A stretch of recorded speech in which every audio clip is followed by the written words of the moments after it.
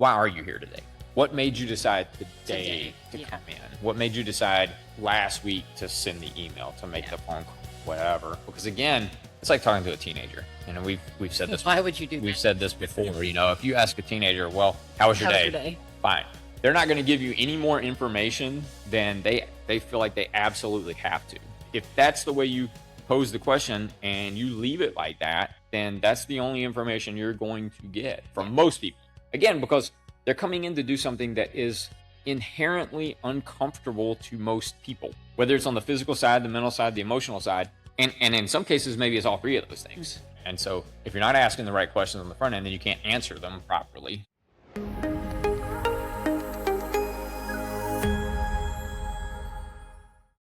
Welcome to the Second Plan A podcast, where we take hard-earned lessons from the mats and convert them into tools for navigating life's challenges. I'm Amber Hoover. I'd rather stick to the plan. I don't know how I'm going to edit this first part.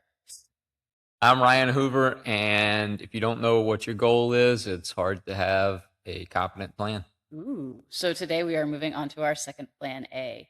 By the way, as a quick reminder, leaving reviews, hitting the star buttons on Spotify, engaging with us on social media really helps the show. So do that if you're able to. And by us, she means her. Yeah. What I said. No, I posted. I took what I thought was just a stupid, innocuous video from a stupid, random Instagram site that just reposts a bunch of things, and I used it to promote the podcast. Uh-huh. And now all of a sudden, I'm an unskilled, unknowledgeable, misogynistic person who can't take a joke. Oh. So the internet's awesome. The internet is such a great place. And people are fantastic. I love them. I'm such a people person. People are great. One person commented, "Who are you to take somebody else's video and use it to promote your own stuff?" And I'm like, have you been on the internet? Yeah, That's what the internet is. All that to say, how do we do this? Instagram's popping off. It's not for the Instagram's comments. Like, you know what? For YouTube is really like coming out as the top place to go. So I've already eliminated Facebook. I don't do anything there. Instagram's so if you follow me on Facebook and you see things on Facebook, it's only because it's being cross-posted from Instagram. I don't even have the app on my phone anymore. I don't ever go there ever. Right now, it's Instagram and Substack. That's it. I'm trying to get Ryan on TikTok, you guys. Yeah, I don't see that happening. Anyway, if you have any positive thoughts about TikTok to share, let us know. We'll see if we can get him to bite. On this episode, we are tackling why people quit training centers by digging into the real reasons people actually bail. From demystifying blue belt blues to ignoring the trap of motivation, we'll look at the real reason why your training partner, or maybe even you, left a gym and how those same patterns show up when people leave jobs or even relationships. So, in a strong deviation from our norm, you actually sent me a large part of this outline for today. And I'm just going to go ahead and ask you straight up, are you just dismantling entire systems this morning? Is that what we're doing? I mean, that's kind of what I do on a daily basis. I just don't. We're just doing it on the podcast. Do it out loud. I don't put it out there. I'm excited. I know that there's going to be a lot of hesitance and denial out there, just to kind of pre-warn you, pre-frame you. But I think there are a lot of big insights, especially if you're someone who has quit training before, even if you came back to it, maybe quit again, you've, kind of gone back and forth like that. And I think that this episode is for you. If you have ever started and quit, and especially if you've quit and had this guilt about you, but still didn't go back and didn't know why, I think there's some big eye-opening lessons in this episode. Yeah, I hope so. Not just for the end user, but for the provider, the person offering whatever the service happens to be. For us, it's group training, skill sets, that kind of thing. Because I've had, at least a training center for over 20 years, there's a constant reevaluation of who we are, what we're doing, how we're providing a service to people, and if we're doing that in the best way possible. There have definitely been deviations over the years. You see trends, you see whether it's just a trend in what's going on in the ether or generational or whatever. It's not always the same, and even within that, whether it's a trend or a generation or whatever, the individuals are not always the same. And the problem that I've seen is on the training center side, whether it's the coaching or the staffing or whatever, on the training center side, we treat people as if they're all the same, on the onboarding process. You bring somebody in, let's say you teach martial arts or you teach self-defense, well, you just assume that that's a monolith. You have self-defense, everybody's coming in for self-defense. People here are interested in self-defense, yeah. Which on the surface is true. Right, that's true. But there's more to it than that. And I think the problem a lot of times is the person coming into the door, they're not even sure exactly what it is that they're looking for or needing necessarily. And so I think it's incumbent on us, in order for them to get the best experience and to develop the way they need to develop and to grow the way they need to grow, and for both sides of this equation to have a positive experience, then we need to understand how to ask the right questions. If we don't really understand, if they don't understand why they're here, and then we don't understand why they're here, then it's going to be really hard. Inevitable. Yeah, it's going to be really hard for them to be sustainable. Are you telling me that people don't just come in, try class, they like it, they sign up, and then at some point they just don't show up anymore? That there's more to the story than that? Are you kidding me? I mean, I'm sure that does happen. I don't think that's the norm. And I do think that more often than not, people will make up some reason that they're not continuing to come. Traffic, schedule change, work, life, balance, whatever. And I mean, they may not, they are real things, but they may not actually understand why they're not continuing to come. Yeah. But a lot of times people will, to get past the layer of uncomfortability of telling you exactly why they don't like your place anymore, they may just make something up. And so again, if you're not asking the questions on the front end, then you're probably not going to be able to retain people as well as you probably should. And if you're not asking the right questions on the back end, when people are leaving, then you're never going to be able to fix it because you don't know why they're actually leaving. Everybody's not just leaving because of traffic. Yeah. They're not. Is that a real thing? Yes. But is everybody leaving because of that? No. We have people that travel multiple cities away. They're taking 45-minute to an hour trips to be here that aren't quitting because of traffic. So, yeah. All right. I'm going to tell you a story because I know everyone out there was worried that there were no stories. I think you're actually going to love this one because this is going to have perfect parallels as we continue this conversation. In 1847, a Hungarian physician named Ignaz something Semmelweis. I looked it up. I've already forgotten it. I listened to it multiple times. It's gone. I think it was Ignaz Semmelweis. Was working at a hospital in Vienna that had 2 obstetrical clinics. Okay. On paper, they were nearly identical. Same building, same resources, same purpose. But there was one terrifying difference. Women giving birth in the first clinic were dying at 2 to 3 times the rate of women in the second clinic. In his accounts, people would beg to be admitted to the second clinic when they'd get there. And if they wouldn't, a lot of them would take their chances having their baby elsewhere. Like, it was that bad. And so Semmelweis became obsessed with understanding why and trying to figure out what was going on. And at some point, it took just a huge toll on him seeing all of these maternal deaths. And he took like just a big break for a couple weeks, went away. It was when he got back that he found out that a friend and colleague had died while he was gone. Okay. His friend had been accidentally cut by a scalpel during an autopsy. So again, it's 1847. He was doing like a student teaching kind of thing where the student had the scalpel doing the autopsy, and the student cut his finger. And he developed these same symptoms and died from the same condition that was killing women in the maternity ward. Okay. And that's when he realized that doctors were moving directly from autopsies to deliveries in that first clinic, and they were transferring what he called at the time cadaverous particles on their hands. So he implemented a simple change: mandatory hand washing before deliveries. Weird. Strange. Crazy. Results were immediate. Maternal mortality rates dropped from double digits to 1 or 2%, and even saw a 0% mortality in some months. And of course, by any modern standard, like, that's a triumph. Like, we get to sit here in 2025 and say, yeah, obviously do that and in our minds, it's not even something that snowballs. It's just this big, huge, like, boom on the scene, like this is going to change everything, right? Mm-hmm. Well, the medical community rejected him. They were offended by the implication that they were unclean.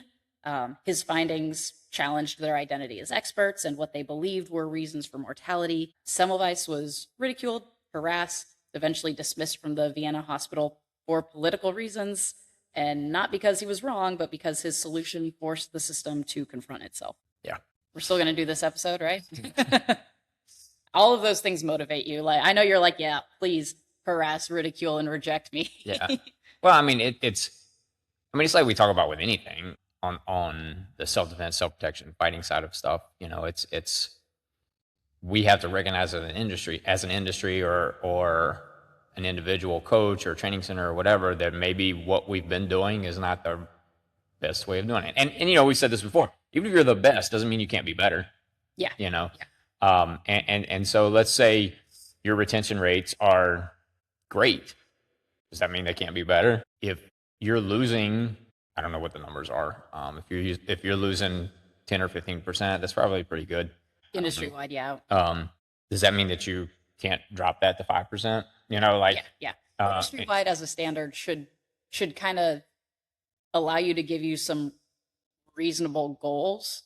If we're talking like the percentage of people that we lose month to month, if that's 5% and we're trying to figure out, is that good? Is that bad? What's going on? Right. And we look at the industry-wide average, that's 10 to 15. We're like, okay, there are some really good things that we're doing here that the rest of the industry isn't doing.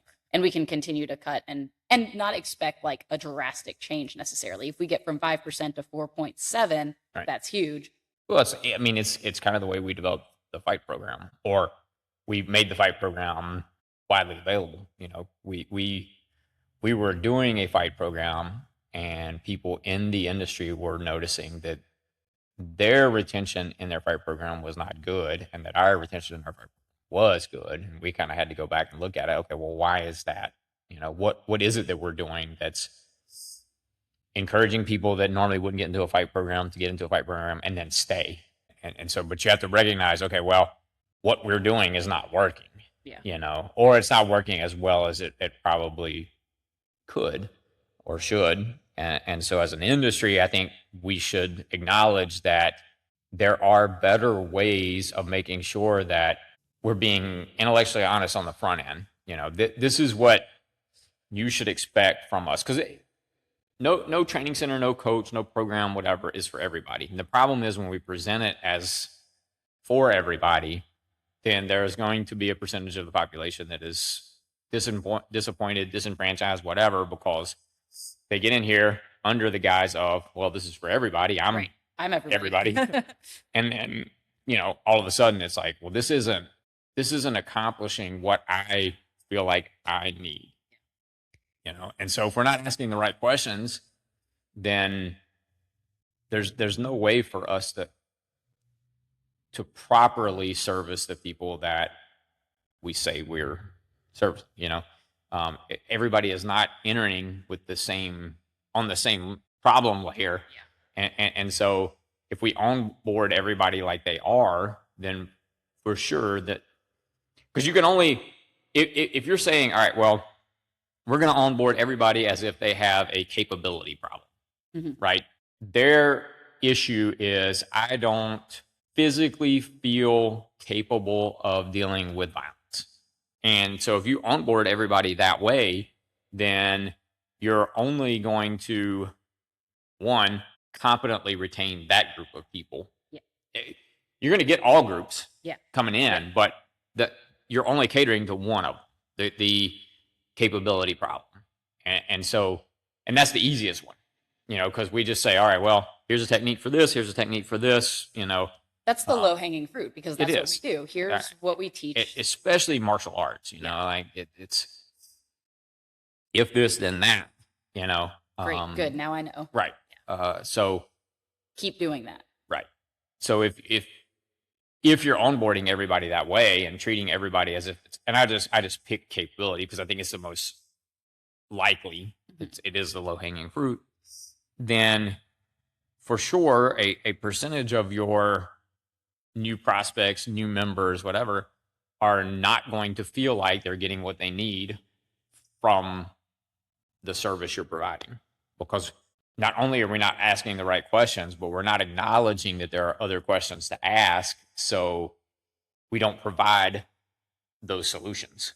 And we maybe could, but we don't even know that we are supposed to be offering that. Right. Okay, so to kind of keep an outline of the episode and what we're talking about, and give us some clarity, some movement, we're going to coin this conversation as segment 1, just kind of unearthing the mistakes that most systems make. Right. And this is that gyms are optimizing for what they teach, not why people showed up. Right? Which on the surface, it should be like, this is what we teach here. So you come here if you want to learn that and you'll get better, and then you should stick around, right? But then people don't. And so it's like, well, what's actually happening here? And that's where you came up with there are different entry points into this. Right. And, the conversations around onboarding them are so important. Yeah. And look, I mean, every training center, every gym, whatever, they are going to have their own identity, and they are going to have things that they tend to prioritize and focus on. And there's nothing wrong with that. That's fine. The problem is when you say we're for everybody, and we're going to treat everybody the same way, instead of acknowledging, look, this is, if you're a competition jiu-jitsu center, nothing wrong with that. Say it. Yeah. Own it.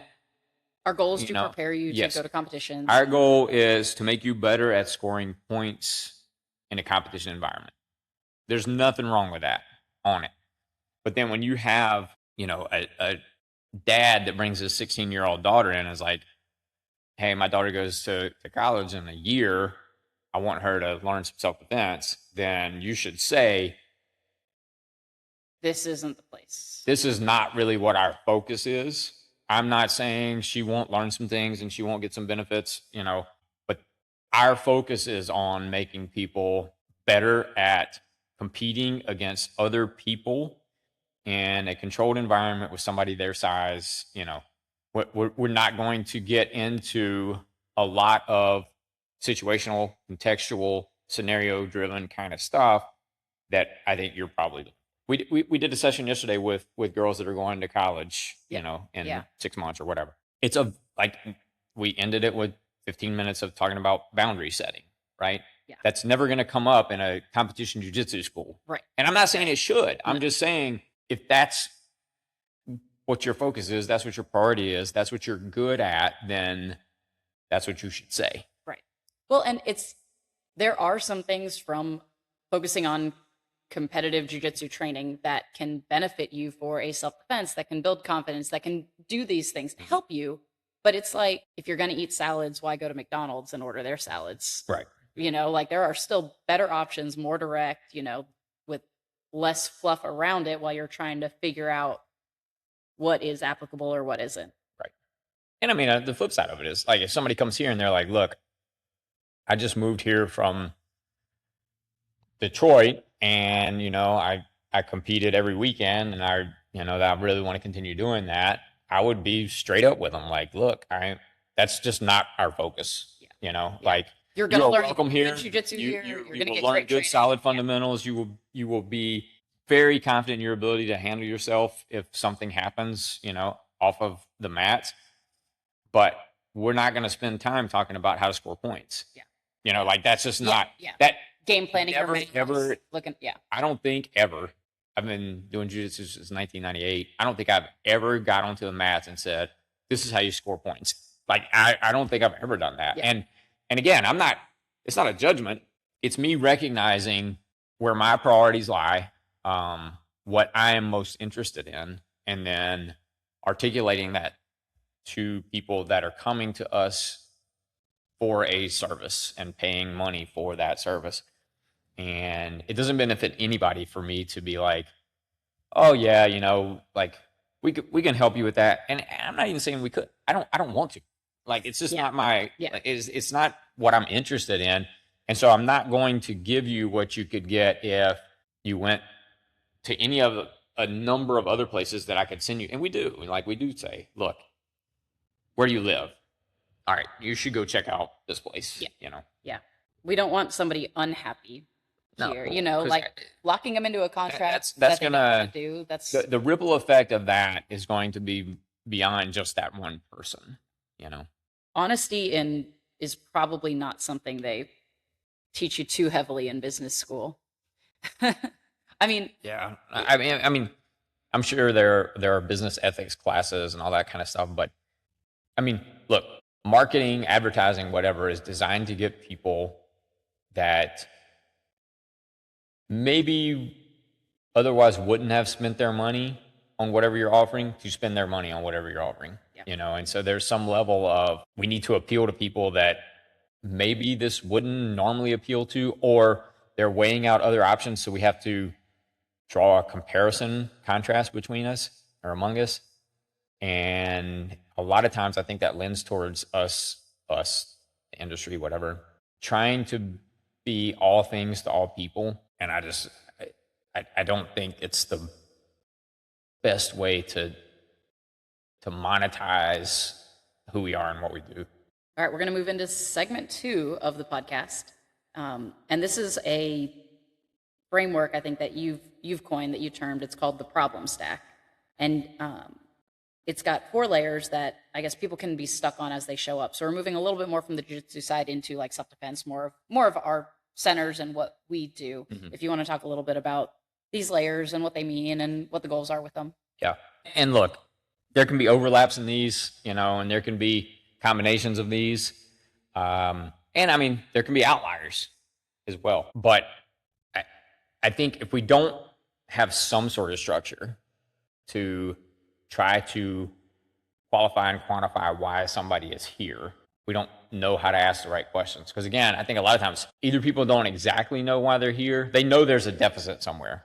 They don't exactly know how to label it, or maybe they're uncomfortable labeling it. And so if you don't know how to ask the right questions, then you don't really get there. Like here, we offer a bunch of programs.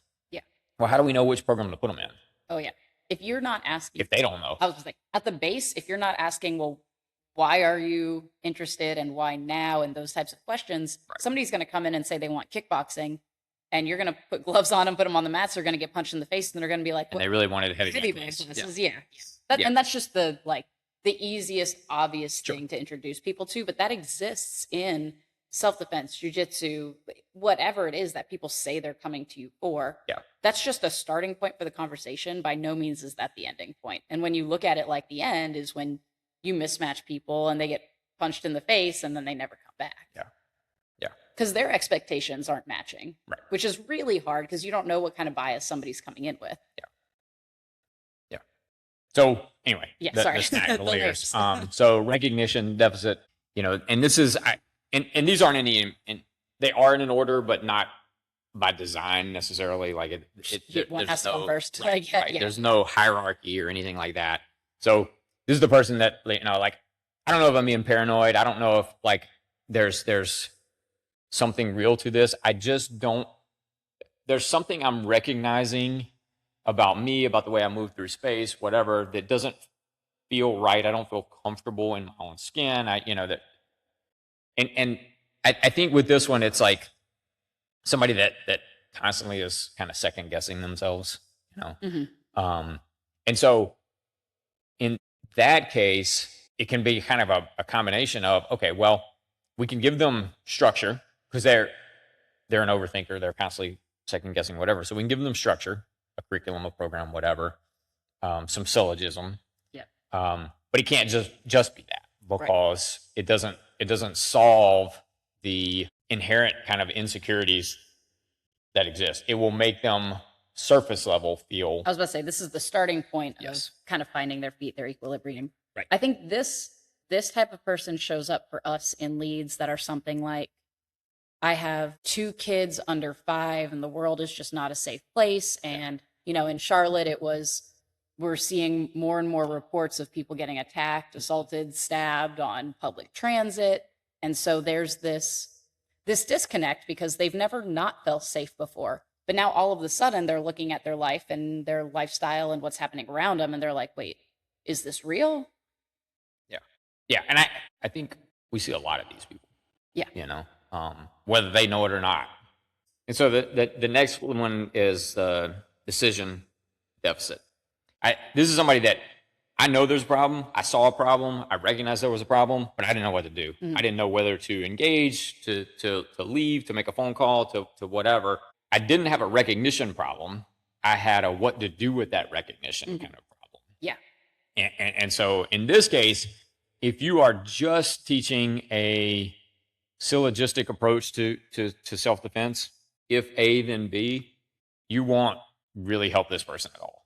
This person needs a problem-solving kind of system to where they understand how to think critically and under a bit of duress, a bit of stress, to where they have an understanding that it's not plan A, plan B, plan C. It's plan A, second plan A, third plan A, that kind of thing, to where they are understanding that situations are dynamic. There is no necessarily right or wrong answer, and what's right in this second might not be right 10 seconds from now. And I think this one is where a lot of programs and systems and training centers screw it up, because the easiest thing for us to do on our side is just to say, if somebody chokes you, you do this. You know, if somebody tries to hit you, you do this. If you walk out in a parking lot and you see two people arguing with each other, you do this. And on our side, it's really easy. On their side,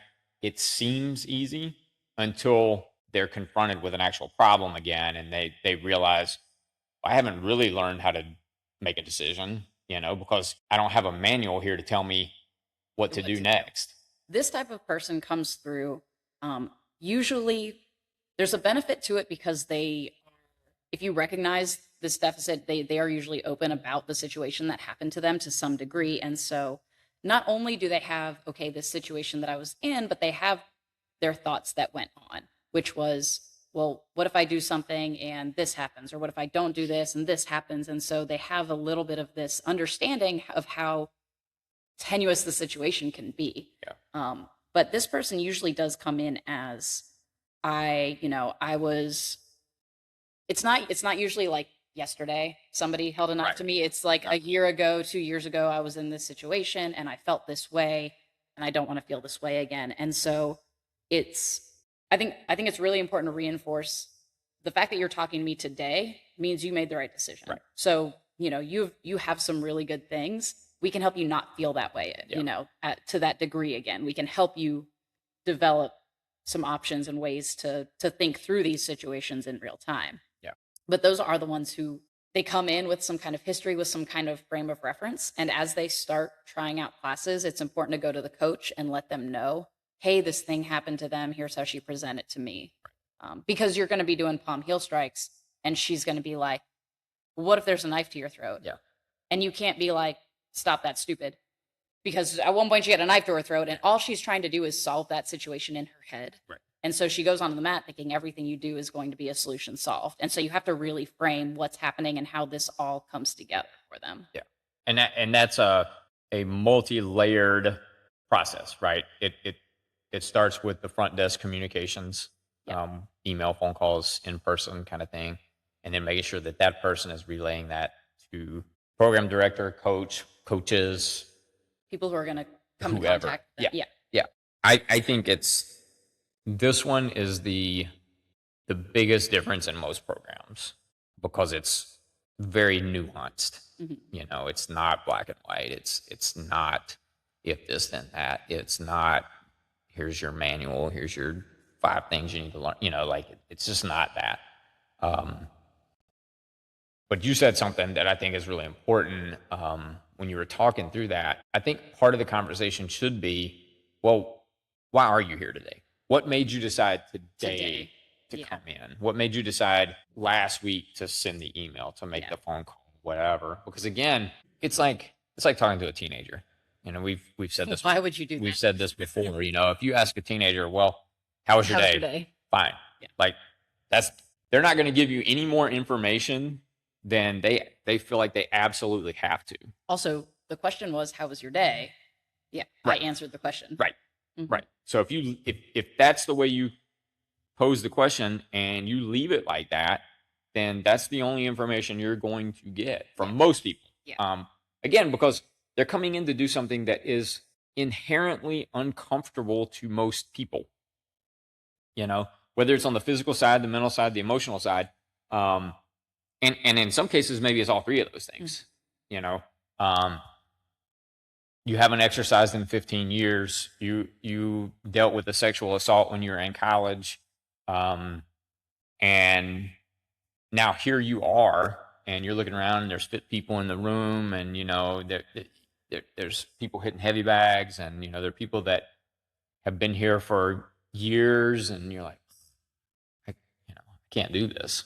And so if you're not asking the right questions on the front end, then you can't answer them properly. The number of people that I've heard, well, I need to get in shape before I start, or something like that. I think most of that is not about really getting in shape. It's a way to delay. Yeah. Because it is daunting. It is scary. So if we're not asking the right questions, and we don't have answers that don't sound mechanical, like we shouldn't be giving back AI responses. Nothing wrong with AI. I love it, but our responses shouldn't have this like decision tree that's, we have to actually listen to what they're saying and understand. Like, there's going to be some amount of universality to answers. Right. But then you have to be able to look through the weeds and the nuance, and be able to reach between the lines a little bit to make it individual to this person. It's the Friends episode where Phoebe's selling toner, and her first call, he says he doesn't need toner, and she's like, may I ask why not? And he says, because I'm going to kill myself tomorrow. Yeah. I know we just got canceled for bringing this up and it being humor, but here we go. Yeah. Like, so she's leaping through her manual of like what to do. To try to find the response. And she's like, is that because you're out of toner? Yeah. Yeah.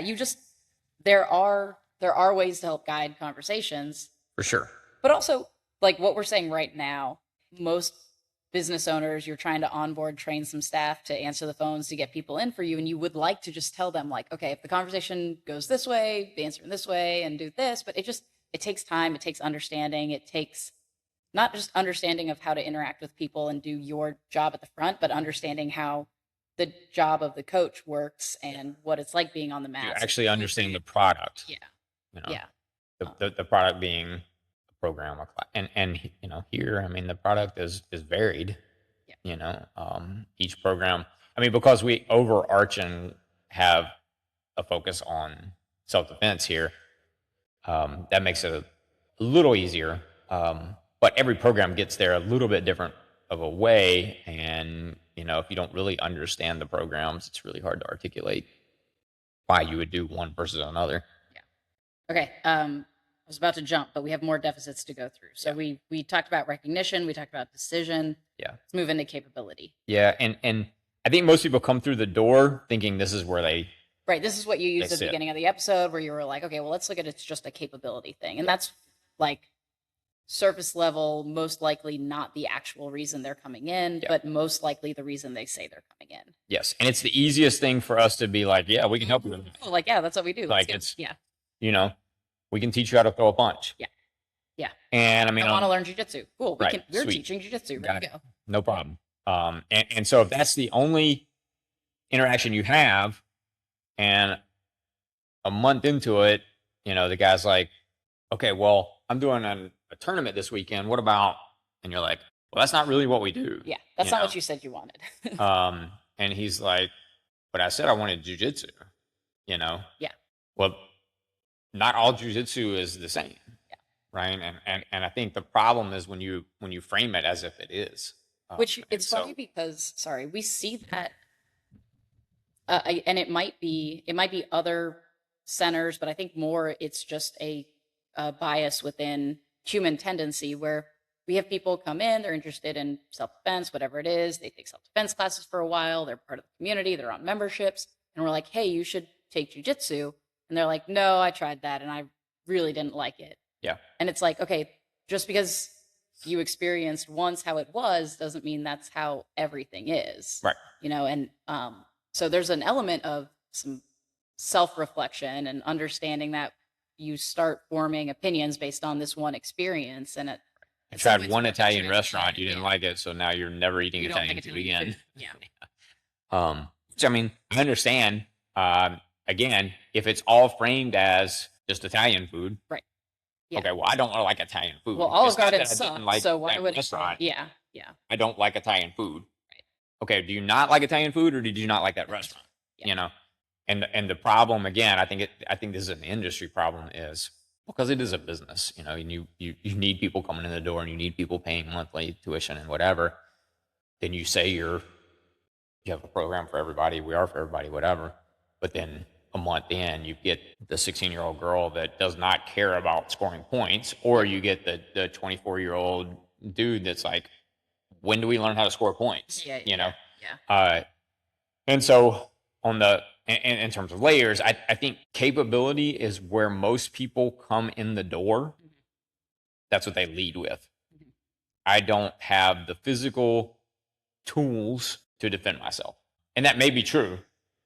But usually I think there's probably more to it than that. It needs to be deeper than that. And at least on the provider side, we have to recognize it. If your goal is self-defense, especially, then it has to be deeper than that. You cannot just approach this from a capability kind of prism, because you're going to miss all these other things that we're talking about. You know, they're not going to be able to make decisions. They're not going to understand when they're recognizing something that's real or something that's not real. It's still the start with why mentality that we talk about a lot. And I think you see that a lot in like fitness language, because your why isn't usually, well, I just want to get in better shape. It's, well, why do you want to get in better shape? Well, I want to feel better. Well, why do you want to feel better? Well, because I can't even pick my kid up without my back hurting, and then I have to put him down. You know, like there's some very even real like things. even like better shape. Okay, what does that mean? Right. Yeah. Because that's going to mean something very, very different to different people. You know, what does that mean to you? Better shape so you can do what? We're still in January, having so you smart can look a certain way. Yeah. What is better shape mean? Because we're getting ready to hit off season in the NFL, and I'm gonna have players that want to stay in shape. Yeah. Well, that's very different for them than for the 60-year-old preacher that wants to stay in shape, right? Or wants to get in shape or whatever. And so again, if we're not asking those questions, if we don't really understand their why, and they may not wholly understand it, that's why you have to ask better questions. Yeah. And actually listen. Right. All right, we've got one more layer here. Mm-hmm. Identity deficit. Yeah, and I think this one it's probably less than some of the other ones in terms of what keeps people from doing or not doing. Mm-hmm. But I know it exists. And you even see this with parents a lot of times so the identity deficit is, look, I recognize, I understand that I probably need to have better decision making, to have better recognition, to have better capabilities, whatever. But I don't want this to consume my life. Mm-hmm. I don't want to feel like I have to wear the tactical fanny pack when I go to Starbucks. I want to be able to come, show up, have fun, train for 2 or 3 hours a week, socialize a little bit, get in better shape, whatever that means to them, learn some skills that I hopefully never have to use, but if I do, they're there. But I don't want this to consume my existence. Yeah. I don't want to feel like I have to be here every day, that, it's some sort of boot camp kind of mentality. And, this is the women, I want to lift weights, I don't want to get bulky. I mean, there's a misunderstanding there too, but that like as a clear identity crisis. Right. But even that, like, that's a messaging problem, right? That's a not understanding. And I think it's perpetuated a lot of times by the industry. That's a not understanding where you are, where you want to go, and the process in between those things, And so we talked about jiu-jitsu a lot. I think in this one, something like Krav Maga is more the culprit, where it's like, you have to be on code red all the time, and I make sure I check all the fucking exits before I go and then do it. You know, and I got my skulls and crossbones and my fanny pack and my this and this, and everything's tactical. This, I got my tactical fucking pin and my tactical flashlight. It doesn't have to be all that. Yeah. You know, like, and it shouldn't be really. No, I mean, no. look, I think about it like driving, and I know I use driving a lot, but I rarely think about driving. I just drive. Yeah. You know, and I haven't been taught how to drive since I was 15. I can't say that. Which was, you know, about 15 years ago. Yeah, something like that. But I don't think about it. Yeah. You know? Yeah. And I think good training should be that way. It's something you go and do. You probably enjoy it more than learning how to drive, or you should enjoy it more than learning how to drive. But it doesn't consume your life. It doesn't consume who you are. Now, if you want it to, that's a different story. Like, okay, whatever, fine. That's fine. I mean, people get all into yoga or rock climbing or whatever. I'm not passing any judgment on that. I'm saying you don't have to do that. Mm-hmm. Yeah. You can learn how to defend yourself. You can get in shape. You can enjoy it and not let it be your identity. Yeah. Right? It's a thing you do. It's not who you are. Well, and I talked about that being my experience with rock climbing, where I was like, I really want to be able to do this, but I don't have the time to commit the way I think She has rock climbing. I go every Sunday. It's fine. She has pants for climbing. I hope they didn't hear any of that and I have to cut it all. And I like them, by the way. Anyway, yeah, now I'm totally lost. I had to come to terms with the fact that I can just rock climb when I have time, when I can, without realizing that I have to do it multiple times a week so I can continue to improve and get better and live and breathe chalk and all that kind of stuff. And buy more pants. Identity deficit. I don't see a ton in the centers. It does come about in a strange way. Probably the most prominent we see it is, I want to learn to defend myself, but I don't want to be violent. Yeah. I think that's and I think that's where you see it with parents is, I Yes. want my kids to be able to defend themselves, but I don't want them to become a bully, or I don't want them to, like there's a stigma attached to it that makes people think, well, if I learn to do this, it's going to become who I am. And so when we talk in terms of, well, we're going to teach you how to fight. Oh, I don't want to learn how to fight. I want to learn how to defend myself. Yeah. So then that becomes a messaging problem again, where you have to make sure that you're articulating. Yeah, and educating your audience problem. Yes. And it's hard because almost everything other than what you're saying is educating them in a lot of incorrect ways. Right. Yeah, it's really hard to swim against the rest of the industry. Yeah. To go against decades and decades of marketing and messaging and programming and whatever, and not just in the center, but in movies and TV shows and whatever. Everybody has this connotation of what martial arts looks like, of what self-defense looks like, of what firearms training looks like. It's hard to be the outlier in messaging when it comes to that stuff. It makes your job a lot harder. But if you're truly interested in being intellectually honest with the people that you're saying you are here to serve, and you really want to have a positive impact on how they move through life, then I think it's a necessary part. Like, to what degree, I don't know. Everybody has to figure that out for themselves. But I think the two main things within the industry, within this space, that stand out to me are women's self-defense and this idea that competitive jiu-jitsu is the only jiu-jitsu, and if you don't compete, you're not legit. Women's self-defense being more along the lines of, actually, are there good things about women's self-defense that I could say? I don't know, because the main key takeaways that you'll get from the industry, from not the industry, but from outside influence, are there are specific techniques. You learn these specific techniques, you're good to go. Or there's also a really strong side, surprisingly, of it's not even worth it for women to learn self-defense because they couldn't possibly deal with a bigger, more aggressive attacker. And the crazy part of that is, I think a lot of that comes from women. Yeah. Oh, yeah. I do think it starts there, and then there are especially men that have attached to it. Sure. And then they come out with your tactical hairbrush and your fingertip stabby tools, or Right. whatever that is also a load of garbage, but somehow makes it possible to defend yourself without training. Anyway, those are two very big different podcast episodes. So we've got recognition deficit, decision deficit, capability deficit, identity deficit.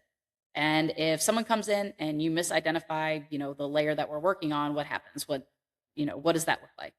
Well, nobody's happy. Yeah. We're misaligned. Mhm. We have either not even attempted to understand. So inevitably, unless we're just lucky, they're going to end up not getting what they wanted from it, or we misidentified because we didn't ask the right questions or we didn't pay attention or whatever. And again, they're not going to be happy, which it's hard to gauge the ripple effect and impact of an unhappy customer. Yeah. Most people will just go away quietly and it is what it is. But I think when people feel like you've promised them something and not delivered, they're much more likely to talk about it, express it to other people. And then the ripple effect of that is it's costing you new members that you'll never even know about or meet, because they're going to be like, well, I heard that place is whatever. And so if they were looking for training, they're going to go somewhere else probably. And if they're not, then if they ever thought about it, they're you won't be top of mind other than, well, I'm not going to that place. I think too, you can, because you don't really understand their problem, you can almost make their problem worse. Yeah, for sure. I mean, if they come in with a recognition deficit or a decision deficit, and everything you're giving them is based on a capability deficit. If their problem is, I can't figure out how to solve this problem, and you're just giving them these random tools. Right. Now they don't know how to solve the problem. They have all these tools that they still don't know what to do with. Yes. And it's like, it would be like you handing me a toolbox and saying, here, go fix this, squeaky wheel. And I'm just like, it's frustrating. Their takeaway is it's too hard for them. They're probably not going to identify it as in this scenario as, this isn't what I came for. This is what I'm looking for. Yeah. This isn't what I asked for. It's, well, they're giving me what I want, but it's too hard for me. I don't understand it. I can't get it, whatever. Yeah. And it's not that. It's that you asked for, whether directly or indirectly, you asked for a salad and, we gave you a potato. I mean, it's like, okay, well, it is, I guess, a vegetable, but it's not like, it's not what I needed. It's not exactly what you needed. And all of this to say, we're not saying that people who walk through the door are stupid and can't figure this out or whatever, but as the experts, it's incumbent upon us to ask the right questions, really understand what they need, and help them to understand it as well. Right. I mean, I go to a mechanic because I don't know anything about cars. I mean, and when he tries to explain what's wrong, he can't give you the mechanic jargon answer. Right. He's got to tell you, how when you turn on the water and all of a sudden it like takes a second to turn on or whatever, it's got to relate it to something you understand. And that's what makes a good coach. Well, and it's, I don't remember who said it, maybe Twain. I don't remember, but if you can't explain it simply, you don't understand it well enough, and you can get deeper in when people have a base level, once people have been here for a while and understand kind of the foundational aspects of what you're doing, then you can talk shop. Mm-hmm. But on the front end, I don't think that benefits anybody, and to your point, if we misidentify what layer somebody's coming in, not only do we not help them, I just think it probably exacerbates the problem, because now they still have the decision deficit or whatever. And their takeaway is that they're just always going to have it, Yeah. All right, so let's try to unpack some of this and see how it really plays out and use. I think jujitsu is like an easy frame of reference. Not that jujitsu really just has two paths, but it's very clear and cut to look between self-defense and competition type of a thing. So what does jiu-jitsu culture look like where these deficits come up and how they handle it? Well, I mean, if we're talking about a jiu-jitsu training center that is primarily focused on competition, they're not going to address probably 3 of these 4. You know, they're going to address the capability deficit, but even that is going to be misaligned, because if my goal is self-defense, I may become more capable in certain areas, but not only am I not becoming capable in others, I'm maybe trading one danger for another, because I'm learning how to score points. I'm learning how to be better at not letting other people score points too. Right. As opposed to just becoming better at being harder to harm, Right. like, because, and we've talked about this before, like jiu-jitsu in its purest form, and we can say this about judo, wrestling, boxing, any sport that has a combat arts element to it is designed to stay in that range. Yeah. If you're doing jiu-jitsu, then you do jiu-jitsu. You stay in jiu-jitsu range. Right, if you're right. doing There's wrestling, touch hands and run away. Like, yeah. If in a competition we touch hands and you sit to your ass, well, I have to figure out, okay, well, how am I going to deal with their guard? Am I going to sit too? Yeah. Am I going to try to hit some kind of standing pass? Am I going to cartwheel? Am I going to whatever? In a parking lot, if I'm in a potentially violent situation and you sit down, I'm probably just going to walk away. Right. Yeah.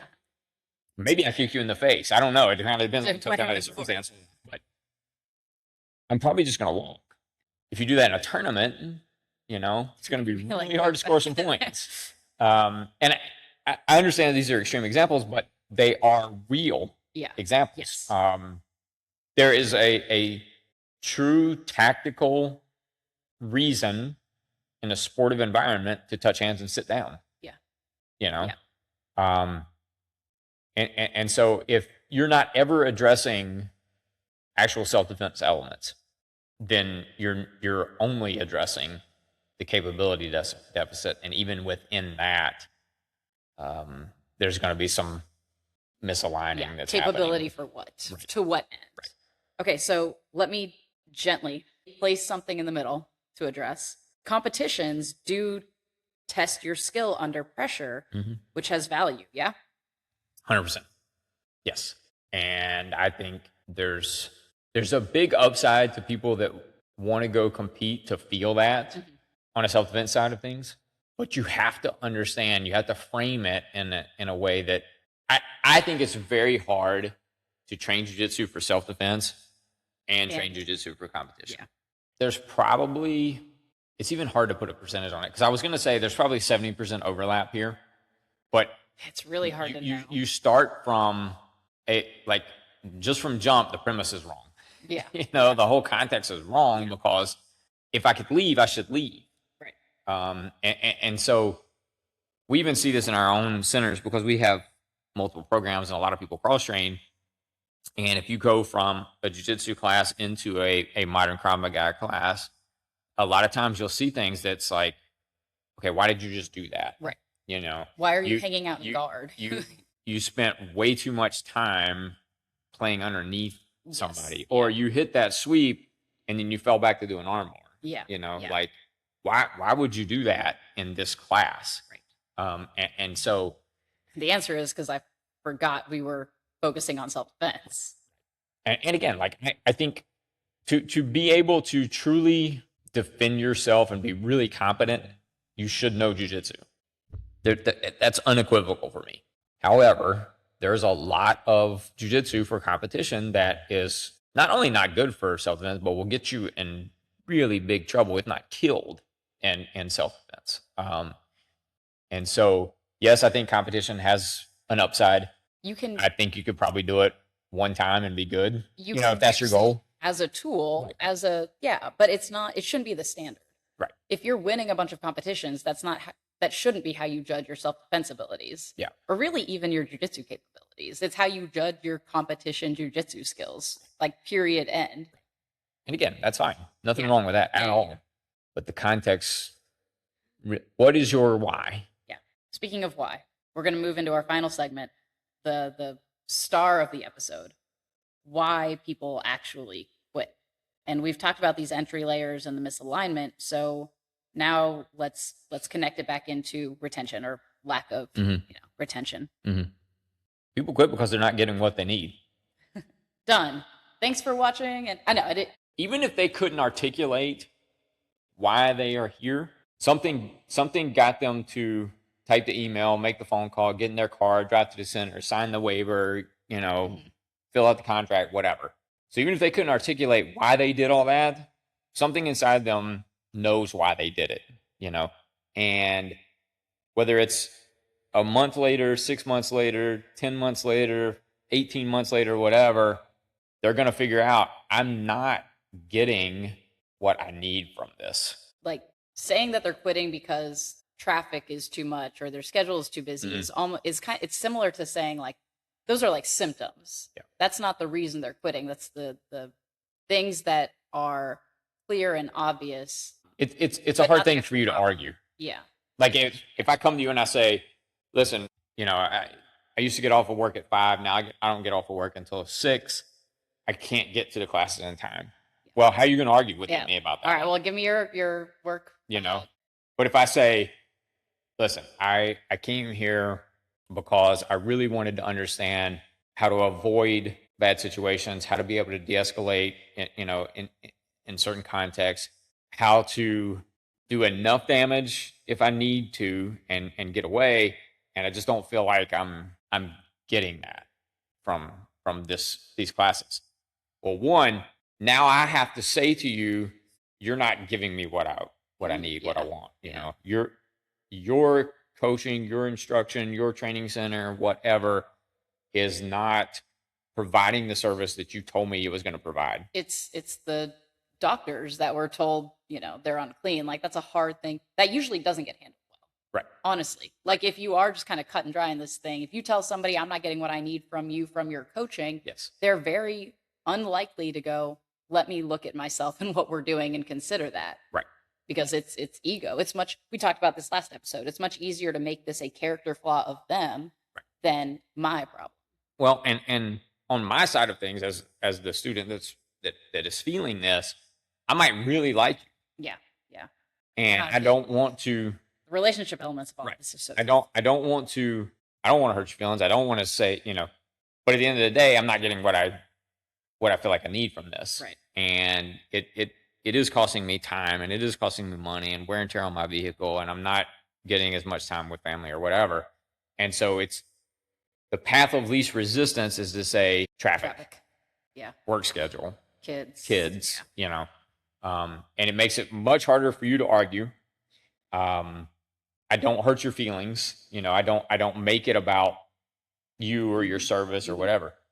And the problem with that is, on my side of things, the problem with it is I don't learn how to articulate actual needs and problems and boundaries and whatever. Right.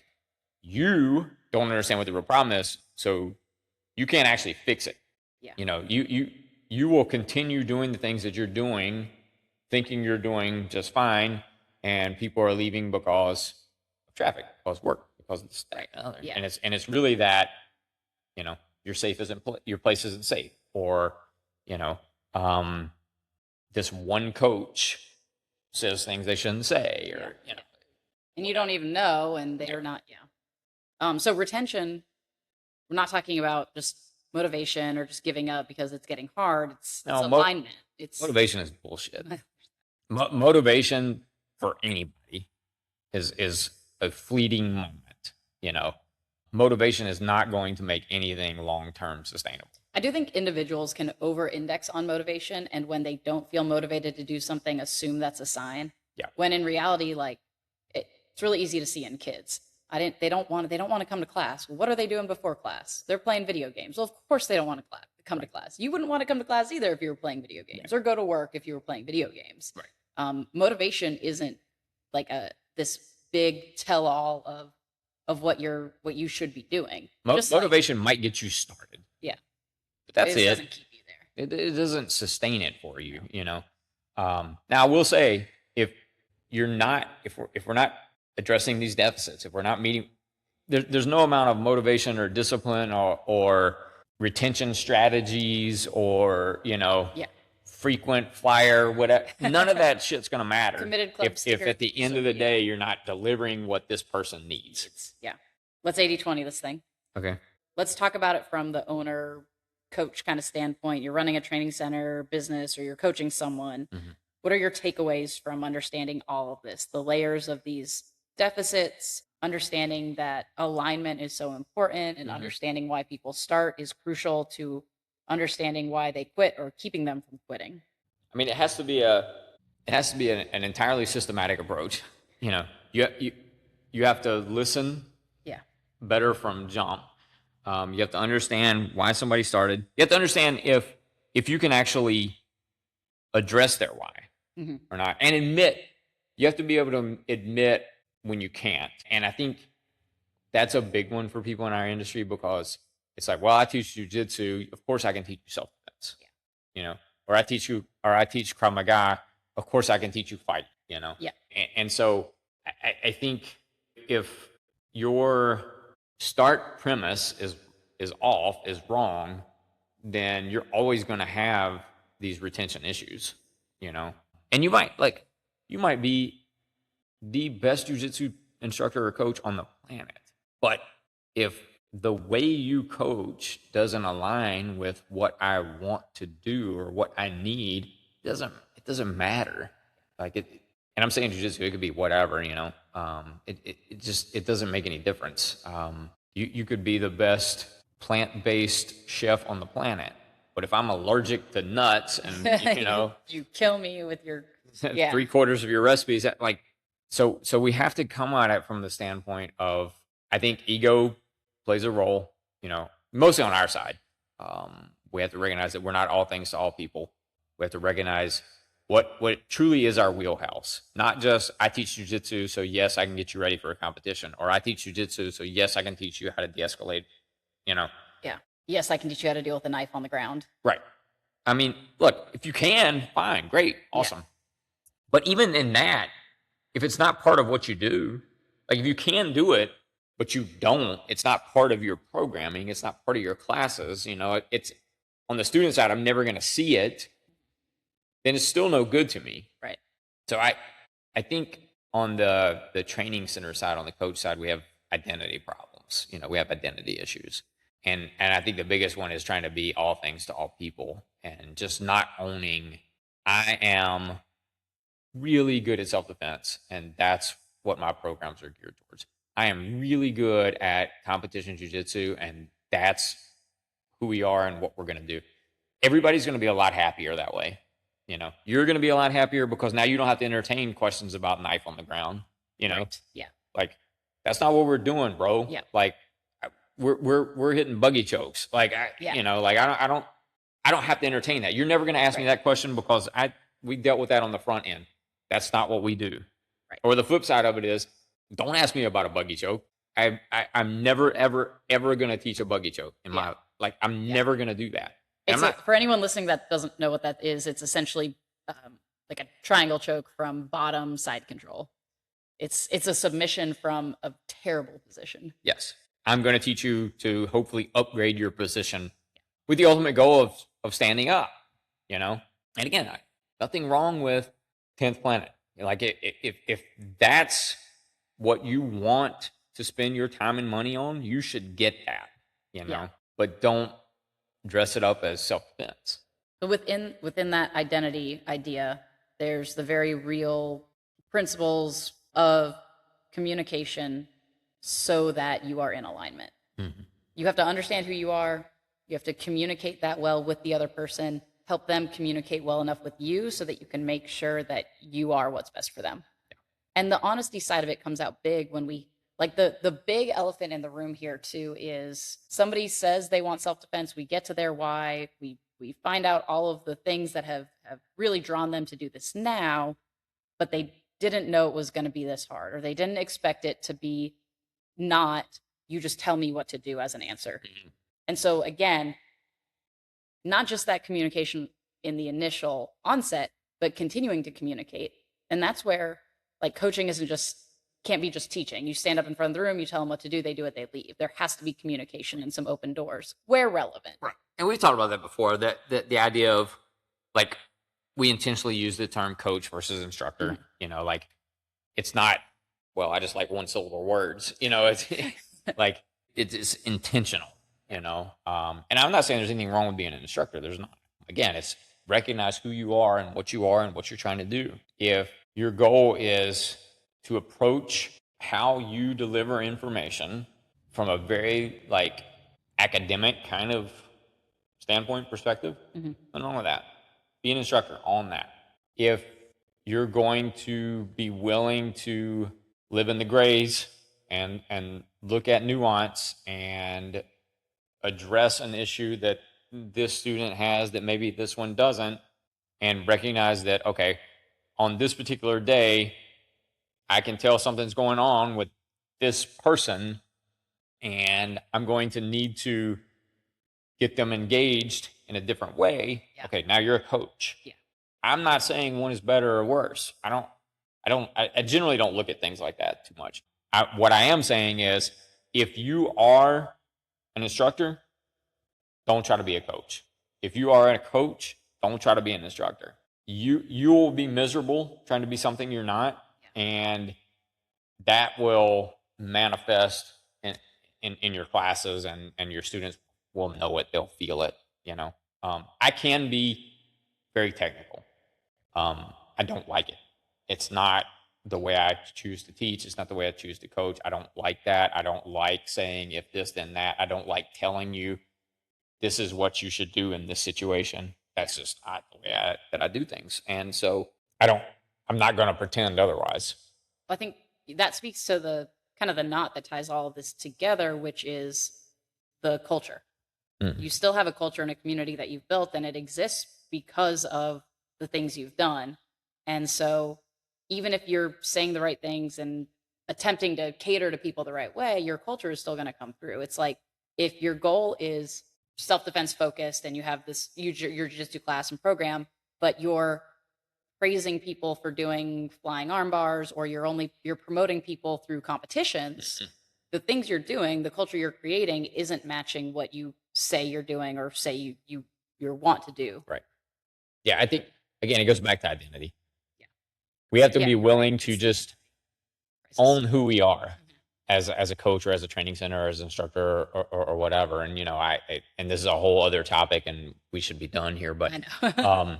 You know, I wrote an article this weekend about pricing and negotiation. And I just kind of came to this realization this weekend that I'm not willing to negotiate on who we are and what we do, not just from a pricing standpoint, but just from an overarching business kind of standpoint. This is who we are. This is what we do. This is how much it costs.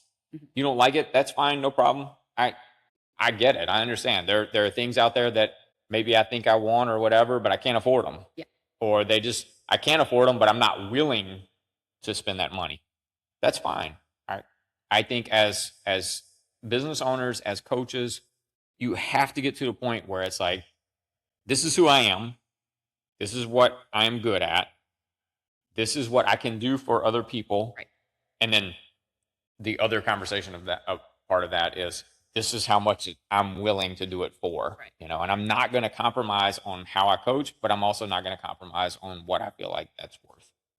Which again is probably opposite of some business advice versus like, oh, listen, I am not claiming to be a good business person at all. Listen, there are people out there that make a shitload more money than I do that are doing the exact opposite of what I'm saying through this whole podcast. Okay.